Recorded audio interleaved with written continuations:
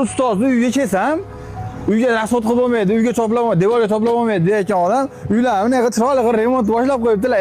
Ustoz, Sizinglar? charchamasdan. Xodimlarga ham, hasharga ham kelmaysiz. Ancha vaqtim bo'lmayapti-da, tushunsiz? Ha, rahmat. Uyga choplab yuborasiz, tashyalar qilib, mana asfaltlar qildiryapman deyapsiz. Endi kerakli joyiga chapchak sarflasa bo'laveradi. Yangilab yuborasiz-da. Xo'p, siz bu usti boshingizni ham boshdan yangilab berardim. Ya endi 3 kun 4 kundan keyin kapan kiyadigan odamga yarashmaydi. Bizga bo'laveradi. Siz og'izga urasiz-a. Mana mashinani ham yangilash kerak. Nima deysiz? Ashe bor, siz bilan tanishganimdan beri mana shu mashinaga osilasiz, to'g'ri? Keladi har safar osilsangiz, qarang.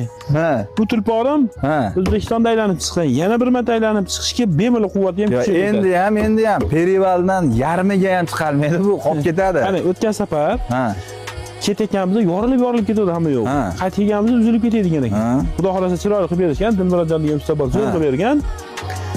Endi ham mana shu videoni qo'yingda, mabodo 20 mingta like yig'sa, yig'ib qo'yadi, hazillashmang. Safardan kelib shuni chiqib ketamiz. Rostmi? Men o'zim safarga chiqib ketyapman, aytganim yo'q, surpriz bo'lsin deb. Shuni qaytib kelib, shuni chiqib ketamiz O'zbekiston bo'ylab. Bir nima saqlaylik. Olmaysan o'ring.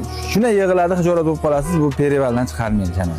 Chiqadi. O'tgan safar yomon niyat qilib, yomon niyatimga yetdim. Bu safar yaxshi niyat qiling. Xudo xolasa, mashina Mercedes ketib, Gelik Wagonda qaytib kelaman uyga inshaalloh. Buni olib kelaman qayta. Bo'ldi. Bundan tashqari yangilangan narsalaringiz bormi? Yangilangan narsalarim bor. Aytolmayman. Sir u.